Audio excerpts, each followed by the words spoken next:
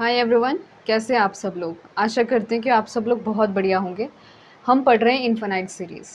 तो infinite series की convergence और डाइवर्जेंस चेक करने के लिए हमने बहुत सी चीज़ें अप्लाई करी हैं, जैसे कि कंपैरिजन टेस्ट अप्लाई किया, ratio test, Cauchy root test, Raabe's test, और इसमें से जो है गॉस टेस्ट का प्रूफ हमने लास्ट टाइम देखा।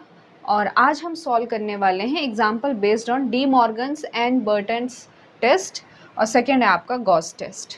ठीक है, जनरली आप तब यूज़ करते हो, जनरली आप ये यूज़ करते हैं रेशो टेस्ट के बाद। जब रेशो टेस्ट में आप an/n+1 निकालते हो, उसका आंसर 1 आता है, तो ज़्यादातर इन्हीं रेबस टेस्ट की तरफ, बर्टन टेस्ट की तरफ और गॉस टेस्ट की तरफ हम मुड़ते हैं। अदरवाइज़ रेशो टेस्ट पे जो है काफ़ी चीज़ें पता चल जाती है। तो आपका De Morgan's and Bertrand test क्या कहता है कि देखिए, आपने an/n+1 निकालना है, -1 निकालना है, इंटू n निकालना है। तो यहाँ तक ये आपका क्या है, ये आपका रेबस टेस्ट है। ठीक है, यहाँ तक रेबस टेस्ट है। अगर रेबस टेस्ट फेल हो जाता है तो हम क्या करते हैं, -1 इस साइड ले आते हैं, log n से मल्टीप्लाई करते हैं, आंसर l आएगा। तो अगर l ग्रेटर देन 1 है तो कन्वर्जेंट, लेस देन 1 है तो डाइवर्जेंट। सेकेंड बात आती है हमारी गॉस टेस्ट की। तो गॉस टेस्ट जो है वो थोड़ा अलग है। गॉस टेस्ट के जो एग्जाम्पल हैं उसमें आप पावर को एक्सपांड करते हो, बाइनोमियल थ्योरम लगाते हो।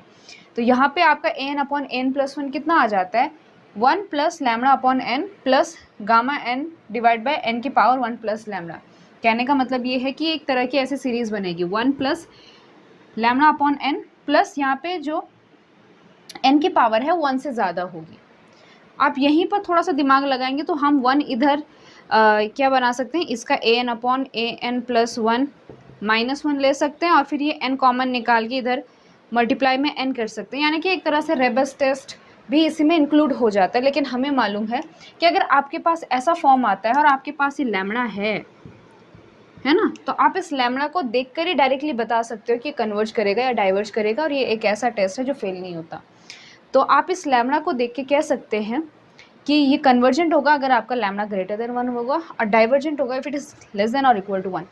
कहने का मतलब ये है कि जैसे आपके an/n+1 में 1 + 1/n आ जाता है, क्या कहा मैंने, 1 + 1/n आ जाता है, आप डायरेक्टली कह सकते हैं कि वो डाइवर्जेंट है। चलिए, आप जब एग्जाम्पल सॉल्व करेंगे तब ज़्यादा आपको पता चलेगा। तो आपने बस ये दो टेस्ट अपने दिमाग में रखने हैं और एग्जाम्पल सॉल्व करने हैं। तो चलिए इस एग्जाम्पल को सॉल्व करते हैं। 1² / 2² plus 1² 3² divide by 2² 4² into x plus 1² 3² 5² divide by 2² 4² 6² x² and so on. तो सबसे पहला हमारा काम है कि हम एक जनरल टर्म बनाएं, यानी कि हम an निकालें। ठीक है, सवाल ये कि क्या हम पहला टर्म निगलेक्ट कर दें, बिल्कुल कर दीजिए निगलेक्ट, क्योंकि यहाँ पे x की पावर 1 भी है, मतलब x की टर्म्स भी हैं। तो इट इज़ बेटर कि अगर आप इसको निगलेक्ट करते हैं तो आप x की पावर 1 यानी कि x की पावर n आपके an में आएगा। ठीक है, तो मैं क्या करूँगी, ये है आपका, और ऊपर क्या दिख रहा है आपको, ऊपर आपको दिख रही हैं और टर्म्स। ठीक है, तो ये कैसा है, 1² 3² 5², और ये कहाँ तक जाएगा, ये आपका जाएगा 2n+1 तक।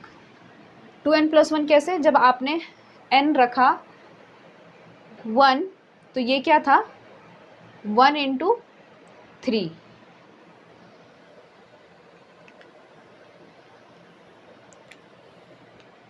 तो जब आपने n = 1 रखा तो ये ऊपर वाली टर्म क्या थी आपकी, 1 × 1 + 1 इज 2 × 3, सॉरी 1 × 2 का स्क्वायर। ओके, जब आपने नीचे की बात हम करें तो ये 2² है, फिर नेक्स्ट टर्म है 4², यानी 2² × 4², ये पहला टर्म है, a1 है। उसी तरह से अगर हम नेक्स्ट में जाएंगे तो यहाँ पे 6² आएगा। ये कहाँ तक जाएगा, आप देख पा रहे हो, ये 2n+2 तक जा रहा है। ये आप गलती मत करना, यहाँ पे 2n का होल स्क्वायर मत लिख देना। क्यों मत लिख देना, क्योंकि आपकी पहली टर्म 2² नहीं है। अगर हम ये कहते कि यहाँ से हम टर्म ले रहे हैं तो यहाँ पे 2n का होल स्क्वायर आता, लेकिन यहाँ पे हम यहाँ से शुरू कर रहे हैं। तो पहला टर्म क्या है, 2 × 2n+2। जब आप n को रखेंगे 1, ये क्या है आपका, थोड़ा ध्यान से देखिए, 2 × 2n+2, मैं फिलहाल स्क्वायर नहीं लगा रही हूँ, तो जब आप n इज इक्वल टू 1 रखेंगे सो 2 × 4 हो जाएगा, ये 2 × 4 होल स्क्वायर। ठीक है, तो ये चीज़ आपने बस ध्यान में रखनी है कि आप कहीं गलती से 2n का होल स्क्वायर ना लिख दें। अब इसके आगे काम जो है वो आसान है। नेक्स्ट आपने क्या निकाल देना है, an+1 निकाल देना है। तो ये कितना आ जाएगा, 1 स्क्वायर 3 स्क्वायर 5 स्क्वायर, कहाँ तक, 2n+1 का स्क्वायर, और बगल में कौन आएगा, n की जगह n+1 रखिए तो इट इज़ 2n+3 आ जाएगा ये, है ना। यहाँ पे क्या रखेंगे हम, n+1, so it is 2n+3 का स्क्वायर। ठीक है, बस ये टर्म्स लिखते हुए मिस्टेक मत करना, बाकी तो आराम से हो जाएगा। 2 स्क्वायर 4 स्क्वायर 6 स्क्वायर, ये कहाँ तक जाएगा, ये 2n+2 का स्क्वायर हो गया। अब नेक्स्ट टर्म यहाँ पे n+1 रखेंगे तो आपका 2n+4 हो जाएगा। सो दिस इज़ 2n+4 का स्क्वायर।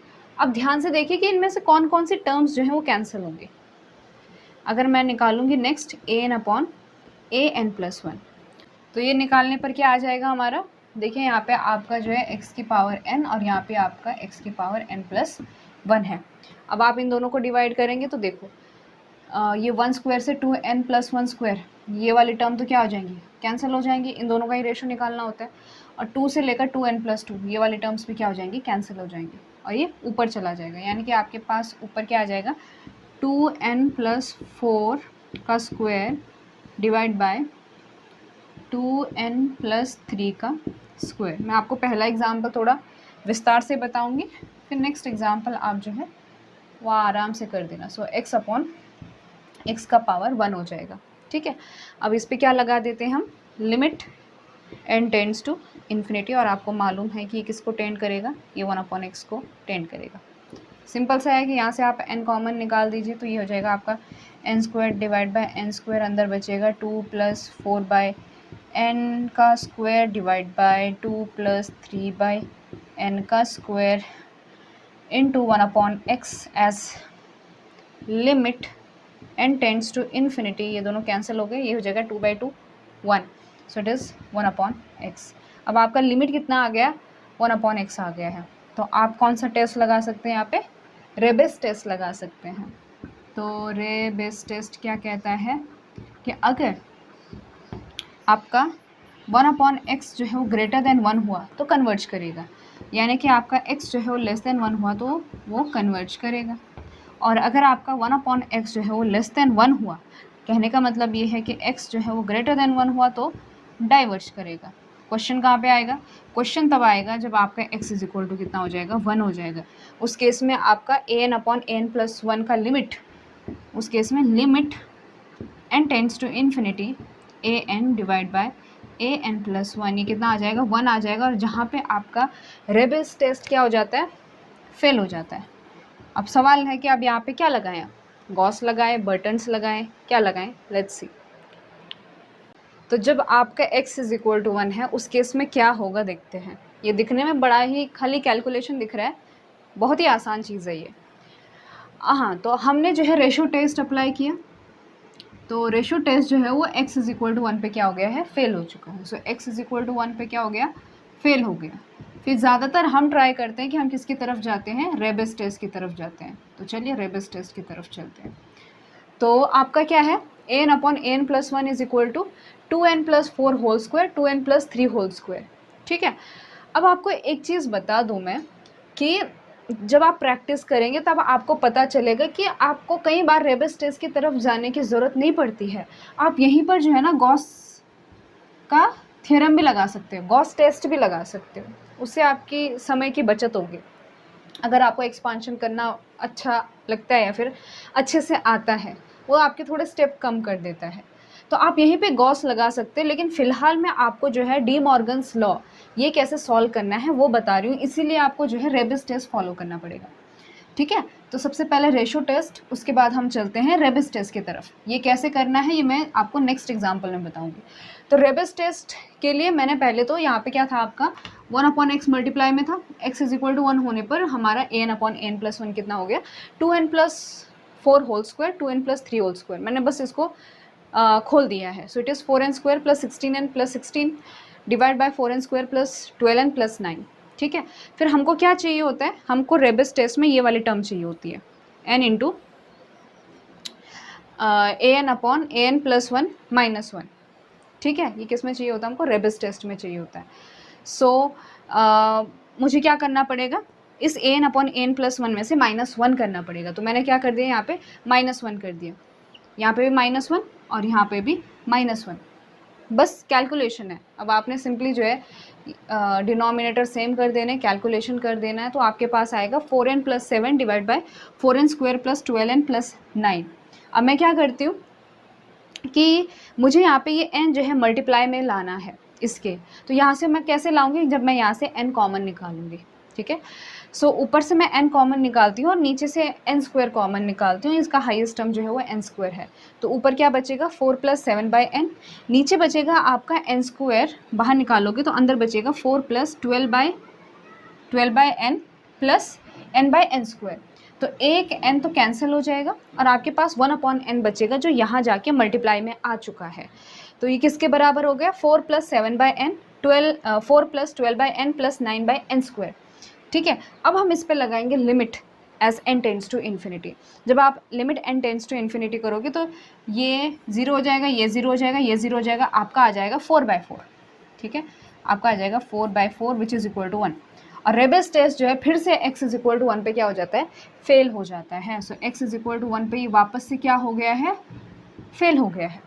ठीक है, अब क्योंकि आपने यहाँ तक सॉल्व कर दिया है, आपने रेबेस टेस्ट यहाँ तक सॉल्व कर दिया है, तो आप उल्टा जो है यहाँ पर फिर से जाके गॉस नहीं अप्लाई करेंगे यूजुअली।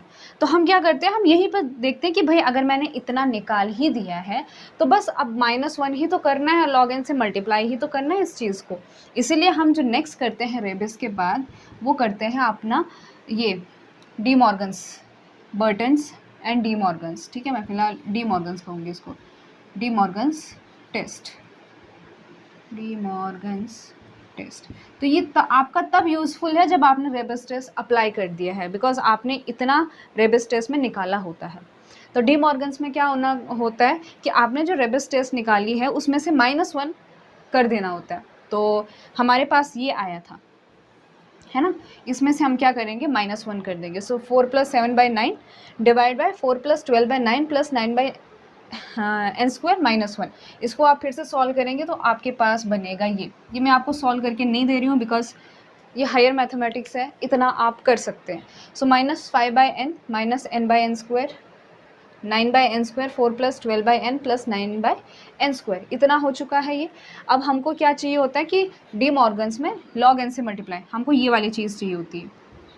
तो इतना तो हमने निकाल दिया, बस हमने दोनों साइड क्या कर देना है, log n से मल्टीप्लाई कर देना और लिमिट निकाल देनी है। तो हमारे पास ये था और मैंने इसको log n से मल्टीप्लाई किया। अब देखो यहाँ पे क्या किया है इन्होंने कि 1 अपॉन n और 1 अपॉन n स्क्वायर है, तो मैं 1 अपॉन n क्या कर देती हूँ, कॉमन निकाल देती हूँ। ठीक है, क्या किया यहाँ पे, ये इतना आ गया था, इसके नीचे n था, ये 1 अपॉन n मैंने कॉमन निकाल दिया और फिर जो है ये 1 अपॉन n इसके साथ मतलब 1 अपॉन n आ गया। सो log n अपॉन n। अब आप इस पे n टेंड्स टू इन्फिनिटी कीजिए। जब n टेंड्स टू इन्फिनिटी करेंगे तो ये टर्म हो जाएगी 0, ये हो जाएगी 0, ये हो जाएगी 0, तो -5/4 आ जाएगा एक टर्म।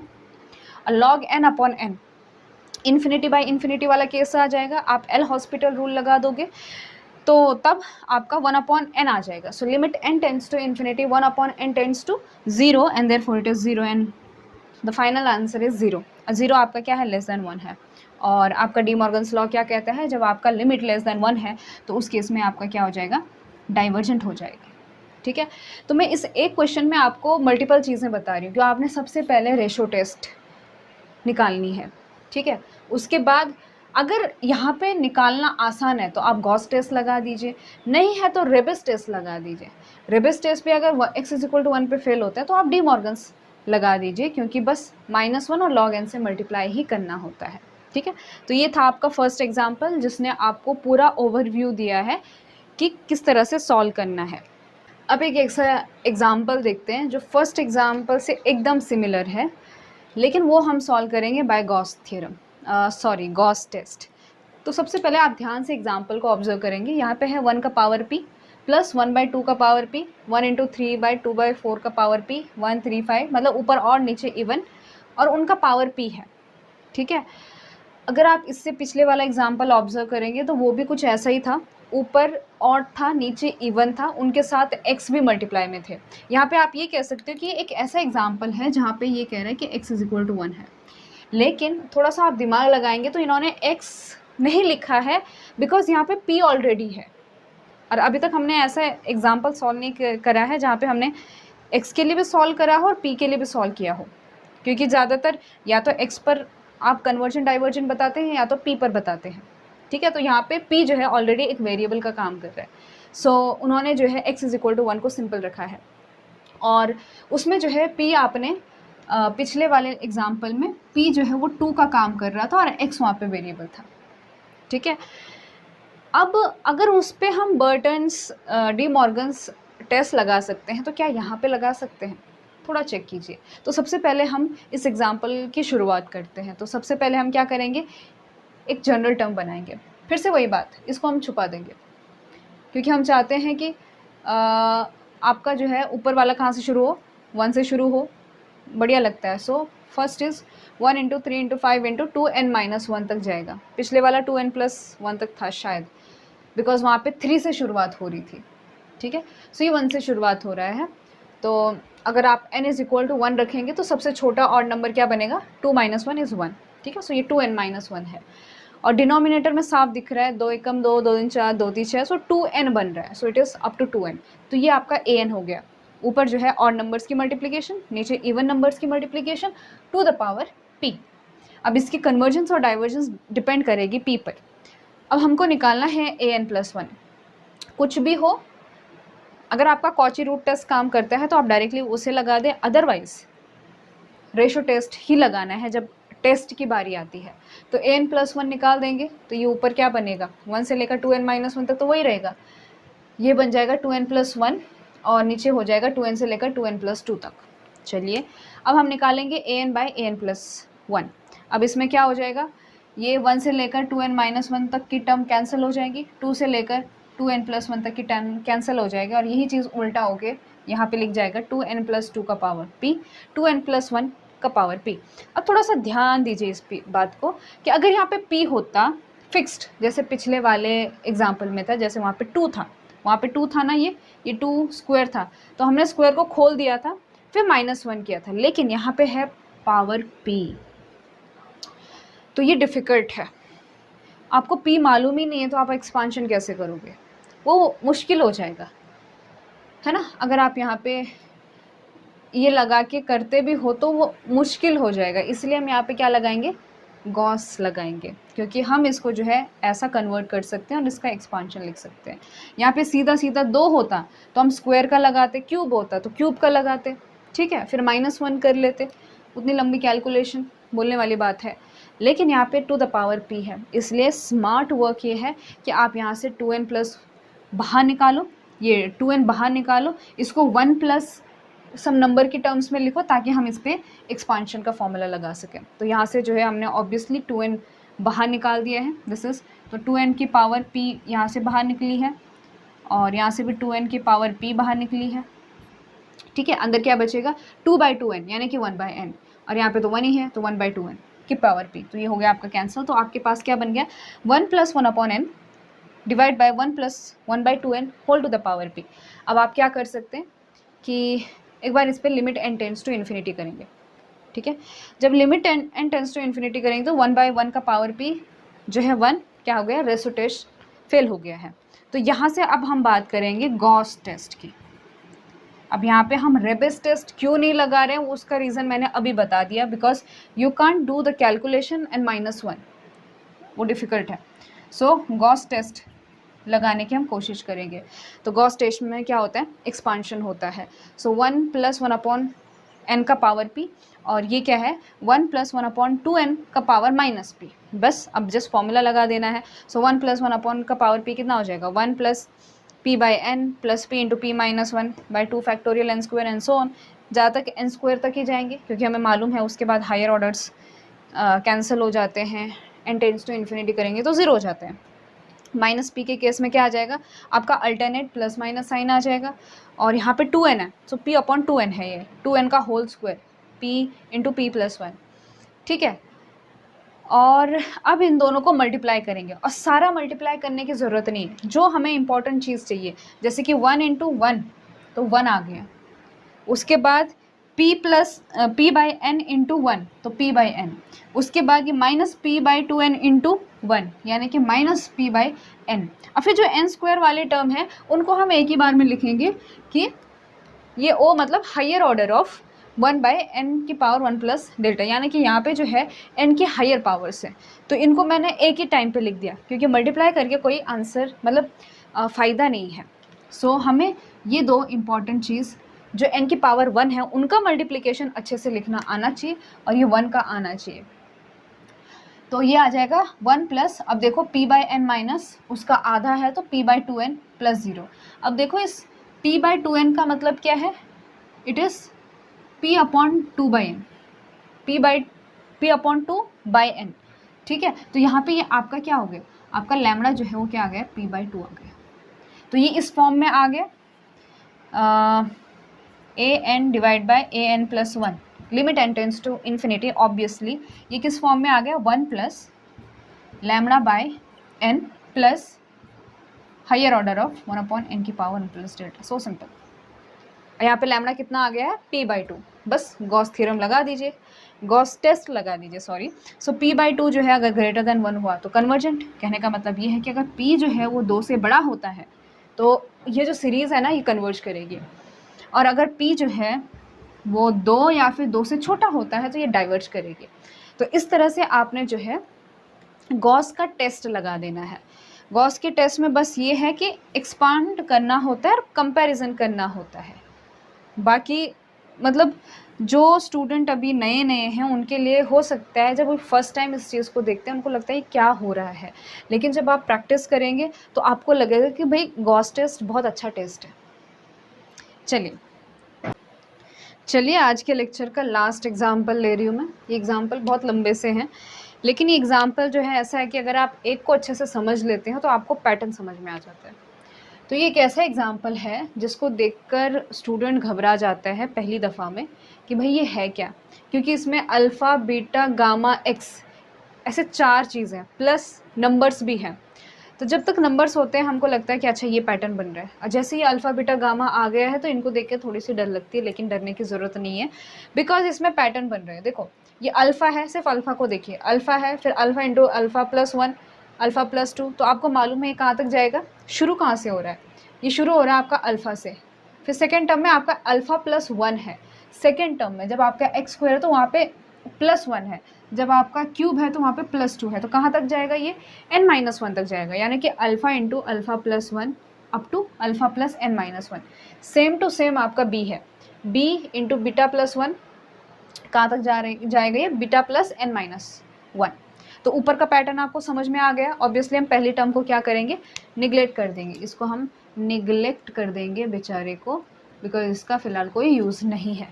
ओके और मल्टीप्लाई में क्या है, x इज इक्वल एक्स की पावर 1, x की पावर 2, x की पावर 3, यानी कि x की पावर n। अब थोड़ा डिनोमिनेटर में देखिए क्या है ये 1 इंटू 2, देखो x का स्क्वायर है तो 2 तक है, 1 इंटू 2 इंटू 3, एक्स का क्यूब है तो 3 तक है, तो n तक कितना होगा, n ही होगा, यानी कि 1 इंटू 2 अप टू सोन n तक होगा। बस इनको आप ध्यान में रखिए, कहीं ऐसा ना हो कि कहीं पर आपने n-1 कर दिया, कहीं पर n+1 कर दिया, है ना, बस यही प्रॉब्लम है इन एग्जाम्पल्स में। और गामा को देखिए, गामा भी जैसे ऊपर वाला है वैसे नीचे वाला गामा है, जैसे इसका पैटर्न है वैसे इसका भी है, तो गामा से लेकर गामा प्लस n-1 तक होगा। अब निकालेंगे an+1। इस प्रॉब्लम में प्रॉब्लम क्या है, प्रॉब्लम ये है कि an इसका बहुत लंबा है लेकिन मुश्किल नहीं है, आपको पेशेंस की ज़रूरत है। सो n+1 कितना हो जाएगा, n की जगह n+1 रखिए, सो alpha plus 1, alpha plus n-1, alpha plus n तक जाएगा। उसी तरह से बीटा जो है बीटा से लेकर बीटा प्लस n तक जाएगा, 1 जो है वो 1 से लेकर n+1 तक जाएगा, और गामा से लेकर गामा प्लस n तक चला जाएगा। ठीक है, अब an अपॉन an+1 को हम डिवाइड करेंगे तो देखो कौन कौन सी चीज़ें कैंसिल हो जाएंगी, ये अल्फ़ा प्लस n-1 ये कैंसिल हो जाएगा, उसके बाद बीटा से लेकर बीटा प्लस n-1 तक कैंसिल हो जाएगा, फिर 1 से लेकर n ये कैंसिल हो जाएगा, और गामा से लेकर गामा प्लस n-1 कैंसिल हो जाएगा। तो आपके पास क्या बच रहा है, आपके पास बच रहा है alpha plus n, beta plus n, n plus one और गामा प्लस एन। ऊपर का तो सारा कैंसिल, और एक और चीज़ इसके साथ में क्या है कि एक्स की पावर एन प्लस वन है ना, तो इन दोनों को करेंगे तो 1/x बचेगा, यानी कि इतनी टर्म आपके पास बच रही है। इसमें किसी को कोई डाउट नहीं होना चाहिए। ओके, तो हाँ, इसका हमें लिमिट लगाना है। फिलहाल हम कौन सा टेस्ट लगा रहे हैं? रेशो टेस्ट लगा रहे हैं। तो लिमिट निकालने के लिए सब में से n कॉमन निकाल दीजिए। तो n कॉमन निकालेंगे तो क्या बचेगा? 1 + 1/n, 1 + गामा/n, 1 + अल्फ़ा/n और 1 + बीटा/n इंटू 1/x। जब आप n टेंड्स टू इन्फिनिटी करोगे तो ये सारा 1 हो जाएगा और ये बचेगा 1/x। तो 1/x पे आप जो है कंडीशन लगाओगे कि जब ये ग्रेटर देन 1 होगा, 1/x इज़ ग्रेटर देन 1, उस टाइम पे convergent, if it is less than 1 then divergent. और फेल कब हो जाएगा? फेल हो जाएगा जब आपका x इज़ इक्वल टू 1 है। तो बस जब फेल होगा तभी हमने इसको पास करना है। कैसे करना है? गॉस टेस्ट लगा के। थोड़ा सा यहाँ पे ऑब्जर्व कीजिए, यहाँ पे नहीं तो यहाँ पर। अगर मैं अब इसके आगे ये मिट जाएगा, ठीक है, मैं अभी कर नहीं रही ताकि आप कंफ्यूज ना हो। तो आप क्या कर सकते हो इसमें, या तो इन दोनों को मल्टीप्लाई करो, इन दोनों को मल्टीप्लाई करो, ऊपर एक टर्म बनेगी, नीचे एक टर्म बनेगी, और उसमें से -1 करो और वो वाला अप्लाई करो, रेबिस टेस्ट वाला, वो भी आप कर सकते हैं। लेकिन अगर आप यहाँ पे थोड़ा स्टेप कम करना चाहते हो, थोड़ा शॉर्टकट जाना चाहते हो, तो गॉस लगाइए। गॉस में क्या आ जाएगा कि इसका पावर 1 है, इसका पावर 1 है, और इसका पावर -1 है, इसका पावर -1 है। तो आपको इन दोनों पर जो है, जब मतलब ये ऊपर जाएंगे तो -1 आ जाएगा, तो इन दोनों पे हम एक्सपांशन लगा सकते हैं, मल्टीप्लाई कर सकते हैं, और गॉस में जो फॉर्म है वो बना सकते हैं। ठीक है, सो चॉइस आपकी है। चलिए अब बात करते हैं जब आपका x इज़ इक्वल टू 1 है। अब यहाँ पे आपको थोड़ा सा पेशेंस की ज़रूरत है, क्योंकि आप जिस स्टेज पर हो सकता है आप थोड़ा एक्सपांशन से फ्रस्ट्रेट होते होंगे, क्योंकि मैं होती थी पर्सनली। तो आपने n/n+1 निकाल दिया। मैंने आपको 2 ऑप्शन बताए थे, या तो आप उसको रेबिस टेस्ट से करो, आप करना अप्लाई करना, हम गॉस लगाएंगे। ठीक है, सो n/n+1 इतना आ गया जो कि हमने ऑलरेडी निकाला था। अब ये जो ऊपर के 2 टर्म हैं, 1 + 1/n और 1 + गामा/n, इनको कोई तकलीफ़ ही नहीं है, बिकॉज़ वो ऊपर है। तकलीफ़ कहाँ पे होगी? इन दोनों वाले नीचे वालों को। तो हम क्या करेंगे, इन दोनों को जो नीचे रेज़ टू द पावर 1 है, ऊपर जाके -1 हो जाएंगे। तो ये ऊपर के 2 वैसे के वैसे रख दिए मैंने। बस आपने इसी स्टेप को थोड़ा पेशेंस के साथ देखना है, बाकी सब आप आराम से कर लोगे। और इन बाकियों 2 को हमने क्या कर देना है, to the power -1 to the power -1। अब ये 2 वैसे के वैसे रख दिए मैंने। अब इस पे लगाइए एक्सपांशन, इस पे भी लगा दीजिए एक्सपांशन।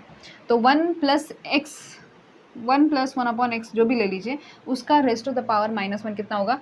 1 - अल्फ़ा/n, यानी कि 1 - x plus x² minus x³ plus x⁴ and so on. Simple, इस पे एक्सपांशन लगा दिया। मार्कर भी ख़त्म हो गए मेरे आज। और इस पे जो है 1 + बीटा/n पे भी लगाएंगे तो वही 1 - x plus x² minus x³ and so on. कुछ नहीं, जहाँ पे x है वहाँ पे अल्फ़ा/n है या फिर बीटा/n है। अब हमने इन चारों टर्म्स की मल्टीप्लिकेशन करनी है। मल्टीप्लिकेशन ऐसा नहीं करना है कि आपने एक किनारे से शुरू हो जाना और कर लेना है, ऐसा नहीं है। स्मार्ट मल्टीप्लिकेशन करनी है। इसको आप पूरा मल्टीप्लाई करेंगे, ठीक है, क्योंकि इसकी मैक्सिमम जो जाएगी पावर वो n² तक जाएगी, उतना हमको चाहिए मतलब। तो 1 × 1 इज़ 1, 1/n × 1 इज़ 1/n, गामा/n × 1 इज़ गामा/n, और इन दोनों की मल्टीप्लिकेशन, आई थिंक सो मैंने कुछ गड़बड़ी करी है, हाँ नहीं सही है, गामा × 1 इज़ गामा /n²। ये हो गए इन दोनों का मल्टीप्लिकेशन। अब इन दोनों का मल्टीप्लिकेशन करेंगे। अब वो कैसे करेंगे? देखो, हमको 1 × 1 भी चाहिए, तो 1 × 1 1 हो गया। फिर जो सिंगल सिंगल वाले हैं, यानी कि 1 × -बीटा/n वो भी चाहिए, सो -बीटा/n। अब ये 1 × -अल्फ़ा/n ये भी चाहिए, यानी कि n की पावर 1 वाले सारे कलेक्ट करने हैं आपने, ठीक है। और कौन से हैं? तो पावर 1 वाले तो सारे कलेक्ट हो गए, ठीक है। इसके बाद क्या होंगे? इसके बाद जैसे कि n² है, वो 1 के साथ मल्टीप्लाई होगा तो 1/n² देगा। तो इन सब को हम जो है हायर ऑर्डर ऑफ 1/n में कंसिडर करेंगे, तो ये सारा जो है वो यहाँ पर आ जाएगा। क्लियर है? अब हमारे पास 2 ब्रैकेट बने, एक ये और एक ये। अब इन दोनों को मल्टीप्लाई करना है। अब इन दोनों को मल्टीप्लाई करने के लिए फिर से वही ट्रिक लगानी है कि आपने सबसे पहले तो 1 लिख देना है। 1 × 1 इज़ 1, अब एन वाले जैसे कि 1/n इंटू 1 कितना हो जाएगा, 1/n हो जाएगा। गामा बाय एन इंटू 1 कितना हो जाएगा, गामा बाय एन हो जाएगा। फिर यहाँ का देखिए minus alpha by n into 1 minus alpha by n हो जाएगा, minus beta by n into 1 minus beta by n हो जाएगा। अब इसके बाद जितने भी मल्टीप्लाई होंगे जैसे कि 1/n into minus alpha by n क्या हो जाएगा, minus alpha by n square हो जाएगा। तो वो सारा किस में चला जाएगा, हायर ऑर्डर्स ऑफ एन में चला जाएगा, 1/n में चला जाएगा। तो हमारे पास ये बचा। बस आपने ध्यान में रखना है कि आपने कोई भी एलिमेंट, कोई भी मेंबर यहाँ पे मिस नहीं करना है, छोड़ना नहीं है, ठीक है, नहीं तो प्रॉब्लम हो जाएगा। सो an/n प्लस 1 कितना आ गया, 1 plus 1/n plus gamma by n minus alpha by n minus beta by n. अब क्या कर दीजिए, इन सब का डिनोमिनेटर सेम है, डिवाइड बाय में n, 1 plus gamma minus alpha minus beta. अब आप इसको ध्यान से देखेंगे तो ये किस फॉर्म में आ गया है, ये इस फॉर्म में आ गया कि 1 प्लस क्या था इधर, lambda by n plus higher orders of n की पावर 1 प्लस डेल्टा, यहाँ पे गामा एन था, ठीक है। अब जो है आपने इसको लेना है लैम्डा, ले लिया मैंने इसको लैम्डा। सो गॉस क्या कहता है कि जब ये लैम्डा ग्रेटर देन 1 है तो कन्वर्ज करता है, यानी कि 1 प्लस ये ऊपर वाला 1 plus gamma minus alpha minus beta अगर ग्रेटर देन 1 है तो वो कन्वर्ज करता है। तो ये 1 और ये 1 कैंसिल हो जाएंगे, यानी कि गामा जब greater than alpha plus beta है तो वो कन्वर्ज करेगा। और सेकेंड टर्म में जब लैम्डा जो है लेस देन इक्वल टू 1 है तो डाइवर्ज करेगा, यानी कि 1 plus gamma minus alpha minus beta जब लेस देन और इक्वल टू 1 है, 1 कैंसिल हो जाएंगे। तो यानी कि आपके पास क्या बचेगा कि जब आपका गामा जो है वो लेस देन और equal to alpha plus beta है तो डाइवर्ज करेगा, ठीक है। सो ये था वो एग्जाम्पल जो दिखने में बहुत अजीब सा, लेकिन उतना अजीब नहीं है जब आप उस चीज़ को एक बार समझ लेते हो। तो ये कुछ एग्जाम्पल थे गॉस टेस्ट पर, बर्टन्स टेस्ट पर। इसमें जो है आप ये देख पाते हो कि आप एक ओवरऑल स्ट्रक्चर देखते हो कि कोई एग्जाम्पल आपके सामने है तो आप सबसे पहले दिमाग लगाएंगे कि क्या उसका nth टर्म 0 की तरफ कन्वर्ज कर रहा है। अगर नहीं कर रहा है तो आप वहीं पे बता देंगे कि भाई वो डाइवर्जेंट है, ठीक है। उसके बाद अगर सिंपल है तो आप कंपैरिजन टेस्ट लगाते हो, अगर टू द पावर 1/n की पावर p के फॉर्म में है तो p सीरीज टेस्ट लगाते हो, और जब थोड़ा सा कॉम्प्लिकेट आता है तो आप रेशो टेस्ट से शुरुआत करते हो। रेशो टेस्ट अप्लाई करने के बाद आपको पता चल जाता है उसके आगे की जर्नी क्या करनी है। उसके बाद आपने रिबस लगाना होता है, ये सारी चीज़ें लगानी होती है, तो ये आपको प्रैक्टिस से पता चल जाएगा। ये स्टार्टिंग में बहुत डिफ़िकल्ट लगते हैं लेकिन ये होते नहीं हैं, बिकॉज जब आप इनके साथ कंफर्टेबल हो जाओगे you will enjoy this series. तो मिलते हैं in the next video lecture.